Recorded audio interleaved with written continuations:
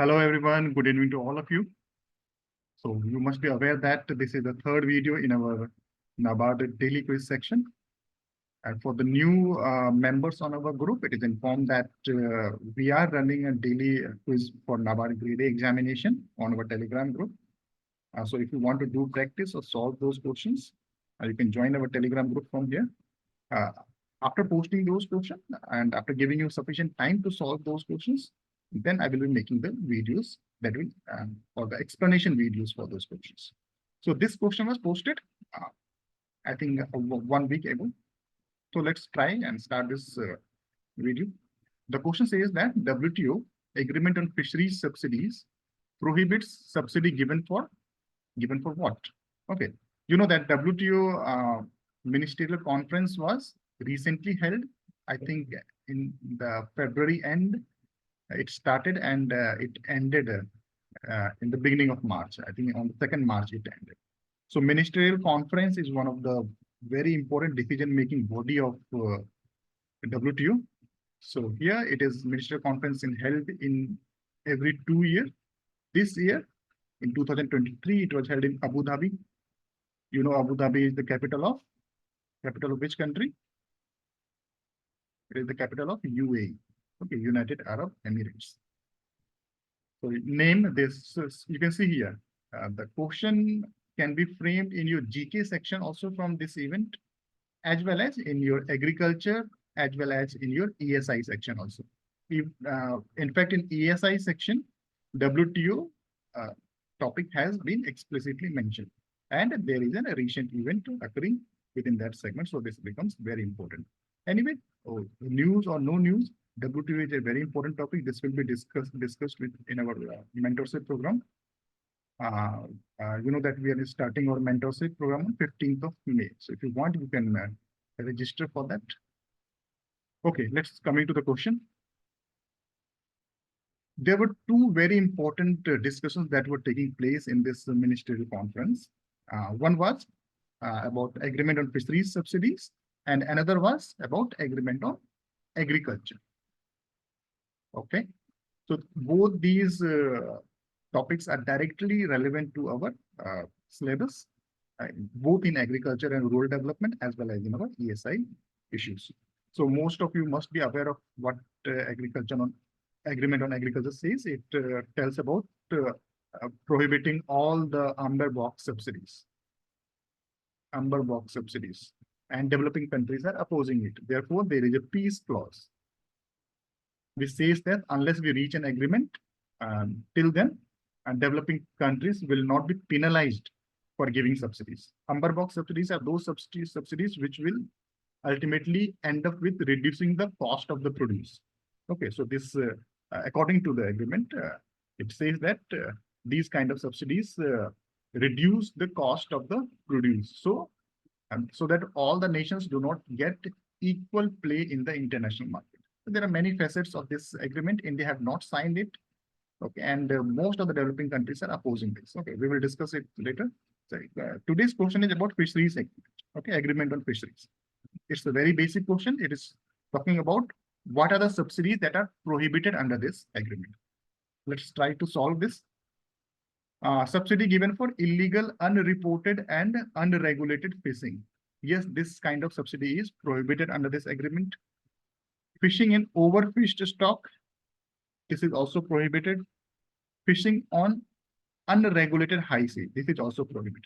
So the correct answer for this question is all are true. Okay, E is the correct answer for this question. But you know that India and other developing countries are opposing this agreement, and they are saying that we don't have such higher standards of regulation in fisheries sector. Actually, we have regulation for fisheries sector, but for fishing, we don't have high standards of regulation. Why? Because in our country, fisherman is a farmer who do fishing mostly for subsistence. Okay, subsistence. It is not a highly profit-making industry in India. There is lack of entrepreneurship in our country. So therefore, it is very difficult to implement any kind of regulation. And you know that most of the farmers are not aware. They're not aware of the regulations and rules. Okay, so therefore, developing countries are saying that we don't have that much of regulatory infrastructures in our country. So how do you expect us to stop giving farmers subsidies for these? For example, for illegal fishing, except a prohibition of some of the endangered species, we don't have much other regulations that regulate or have any law to regulate the fishing. So if there is no law, how can we stop giving subsidies, no, for those things? Unreported fishings.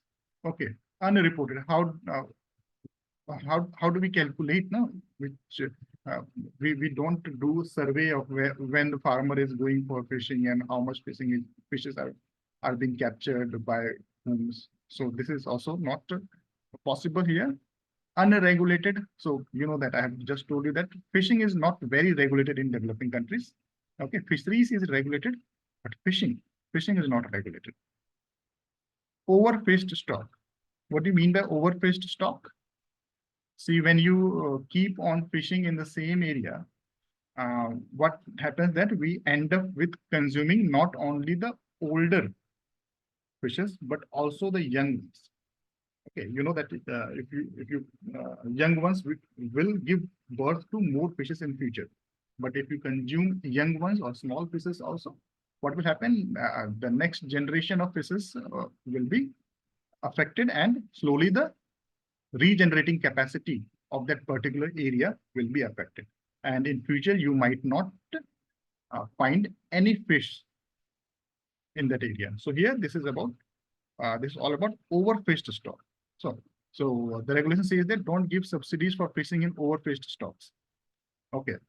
So all these are about regulation. If a country have a proper regulation about fishing, then only these kind of subsidies can be prohibited. Otherwise, there is general subsidy given in developing countries for the fishermen who are usually farmers, small farmers. Okay, so these kind of arguments are given in the against this agreement, and therefore the developing countries are saying that give us some time. Actually, this agreement gives 2 years times for the developing countries to implement these provisions. But developing countries are saying that give us at least 20 years or 25 years time so that we can formulate regulations, all those things. Okay, they are not opposing because all these are for the benefit of the humanity itself. Overfish stock, if they are again regenerated, there will be more fishes in the future. Okay, therefore, if fishings are reported and legalized or regulated, it is ultimately beneficial for the country. But the developing countries say that let them develop a little bit more, let them formulate the rules and regulations, and then we will implement it. Otherwise, what will happen?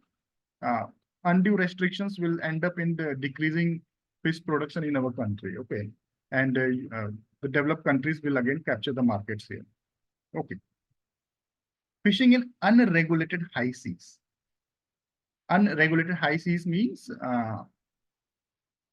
in any country, the area beyond the coast up to 200 nautical mile, is the exclusive economic zone of that country. Okay, till 200 nautical miles, that all the resources in the sea till 200 nautical miles are the property of that particular nation. Beyond 200 nautical miles, it is international water. It is the property of humanity. Okay, anybody can sail, anybody can do anything there. Okay, unless all the activities are permitted, unless the activities are prevented under international waters. Okay, so these are the international waters. Okay, so it does not mean that in Indian fishermen cannot go in this water. We go up to Sri Lanka and they capture our fishermen, put them in jail. We can go. Okay, and but this agreement says that in high seas, the fishing should not be unregulated. Okay, this fishing in this particular area should be regulated by the country of origin from where the fisherman is arriving there. Okay. And if it is unregulated, the government should not give any subsidy to those kind of fishings. Okay, the government gives different types of subsidies. There is a fisheries infrastructure development fund which gives interest subvention on the loans taken for development fisheries infrastructure, and other different kinds of subsidies given by India. Okay, so it says that for those kind of fishing also government should not give subsidy. Okay, so the correct answer here is all are true for all these activities. This agreement prohibits a country to give subsidies. Okay, this is just like agriculture. Okay, agreement on agriculture. Okay, the reasons for opposing these two agreements by developing nations, including India, are same, almost same. We will discuss in very detail when we will be dealing with the static portion. Okay. Apart from this, this was for the ESI and ARD section.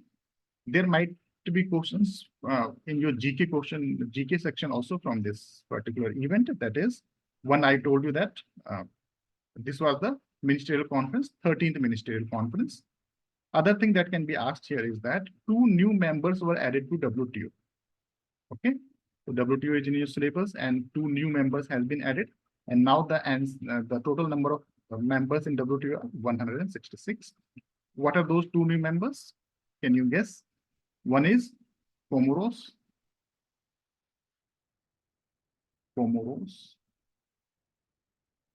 Another is Timor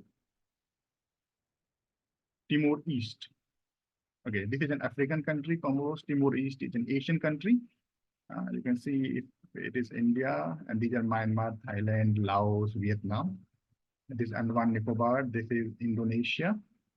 After Indonesia, here you will find Timor East. Okay, so this particular country and Comoros is an East African country, Northeastern African country. Okay, both these countries were included in WTO. What is the capital of Comoros? It is Moroni.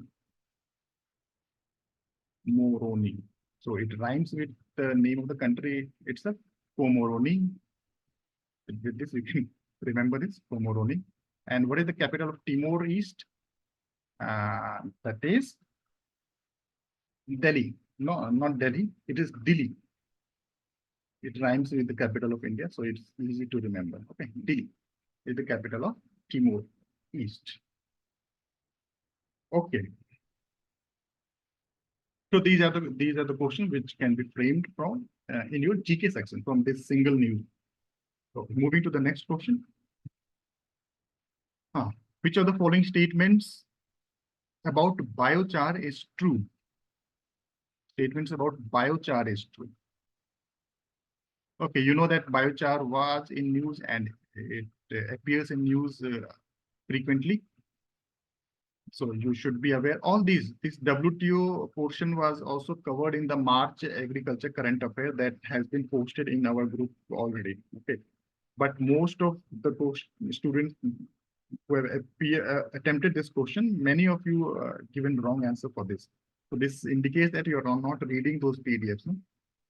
Kindly read those PDF. They are very important events that have been covered there. Here, this biochar question was also there, and an explanation for biochar was also present in that PDF, in the March PDF itself.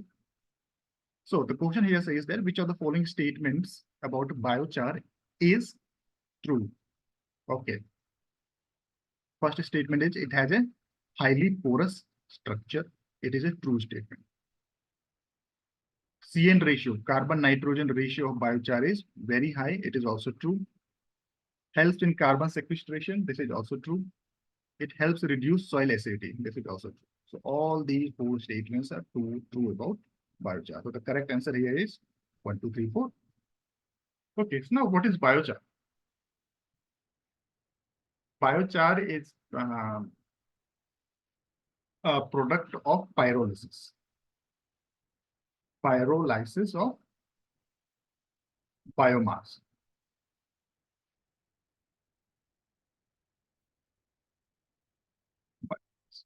Biomass means any living, the residue of any living creature. Okay.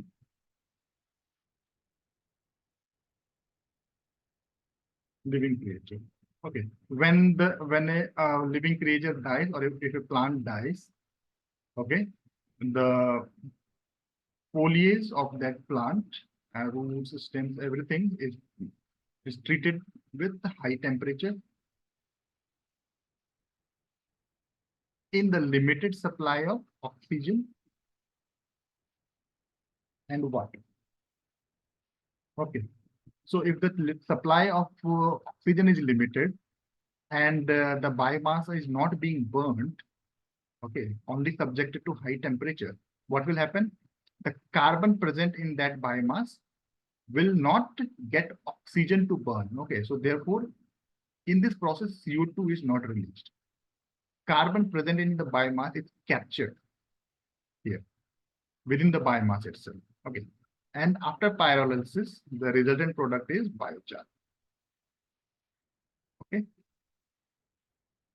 it is black in color. Just it appears just like coal. Okay, so here these are the properties of biochar. It has high porous structure. Okay, there are a lot of pores in this, and you know that if you are an agriculture student, you must be aware that if number of pores increases, the water holding capacity also increases. So if you apply these biochar in the field, the water holding capacity of your agriculture field will also increase. This is one of the benefit of the biochar. It improves the structure of the soil. Okay, so many a times it is recommended to apply biochar in our field also. CN ratio of biochar is very high. CN ratio means carbon to nitrogen ratio. Carbon to nitrogen. Here, you know that in this process, carbon is not released as CO2. Okay, so the carbon here remains within the biomass. So therefore, the CN ratio for biochar is very high. It can go up to 650. Okay. Third one is it helps in carbon sequestration. First of all, what do you mean by carbon sequestration? Carbon sequestration, see, there are two linked process to reduce the amount of CO2, anthropogenic CO2 being released into our atmosphere, maybe anthropogenic or natural. Okay. One is first step in that is carbon capture. Carbon capture. Okay, this is the first step. Second step in this process is carbon sequestration. Okay, after carbon capture, carbon sequestration happens. Carbon capture means you are whatever carbon dioxide present in our atmosphere that is being captured and stored. Okay, here the plants do carbon capturing.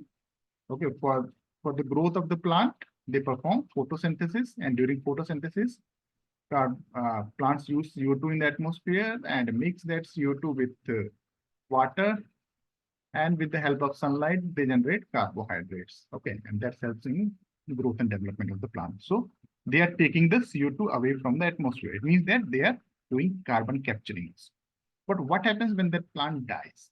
When the plant completes its life cycle? What happens? Microorganisms will attack on the dead plants.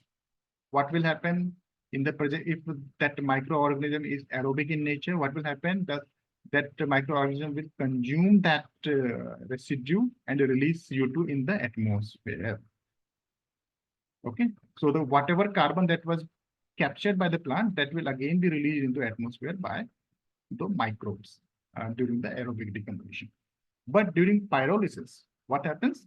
We are restricting the oxygen supply, which means that carbon cannot combine with oxygen now, and CO2 cannot be released. So here, what we are doing carbon sequestration. We are preventing the captured carbon from being released again in the environment.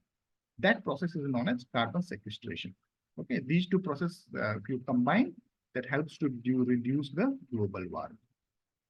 So this biochar have a very, very great impact on reducing global warming. Okay, plant the trees, let them grow, they will capture.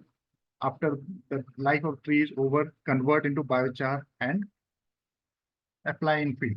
Okay, because the carbon-nitrogen ratio of biochar is very high, it is very difficult for the microorganisms to attack or digest the biochar. Okay, if nitrogen concentration in any matter uh, increases, see, there should be a proper balance of nutrients in every organism. So therefore, microorganisms who will attack on the biomass, they also want to eat a material which have proper concentration of nutrients. And carbon and nitrogen are two major nutrients. Okay. If in a material there is more carbon, less nitrogen, that will not be beneficial for that microorganism. So they avoid, and it is very difficult for them to digest. Okay. So therefore, due to high carbon nitrogen content, that carbon that was fixed by the process of pyrolysis, or we can say in this biochar, that remains in the soil without being digested by the microorganism for thousands of years. Okay, so here biochar uh, helps in carbon sequestration and also helps in preventing global warming. And this topic was in news for a long duration, and it keeps on appearing in news. So therefore, you needed an understanding of this topic. Okay, most of the agriculture students must be aware of this. For non-agriculture students, only this will be helpful. This explanation will be helpful. Okay, so here, whatever carbon sequestration has been done, global warming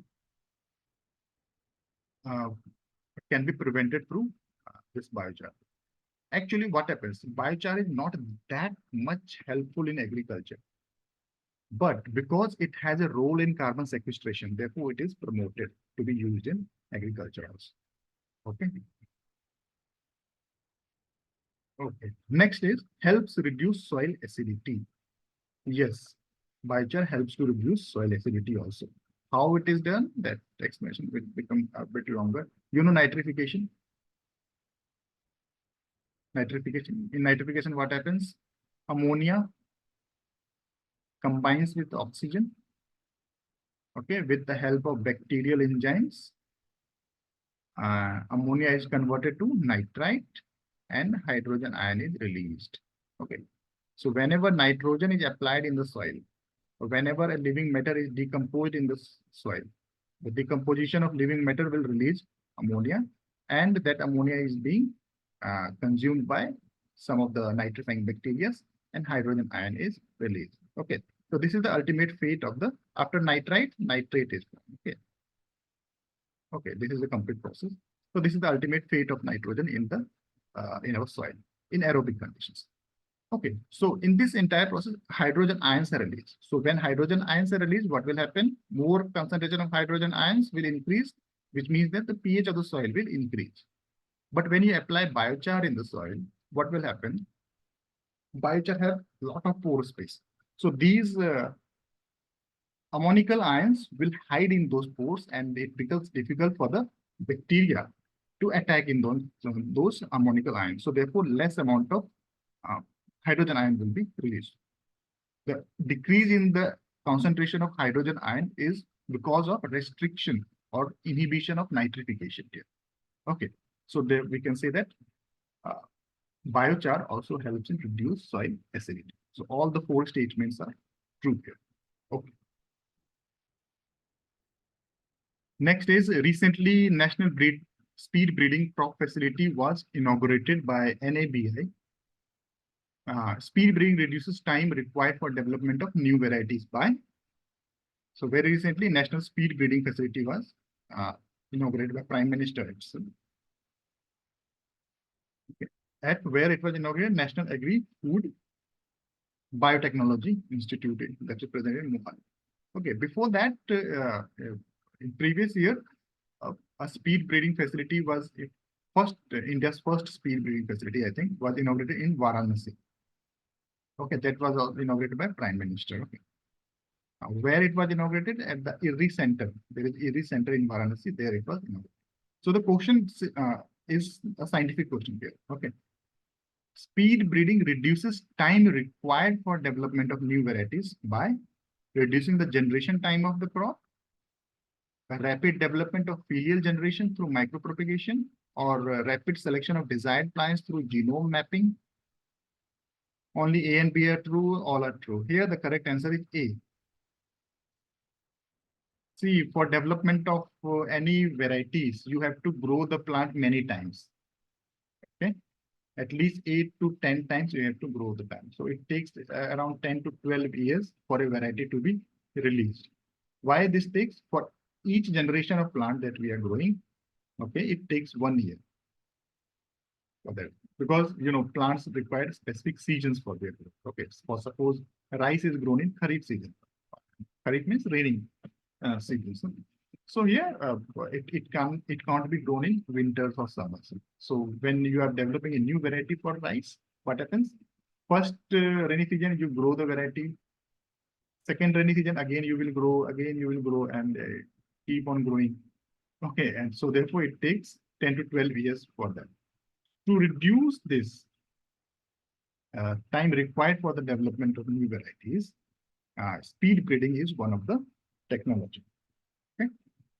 Here we grow the plants in labs, okay, and we grow them in such a controlled atmosphere that their generation time is reduced.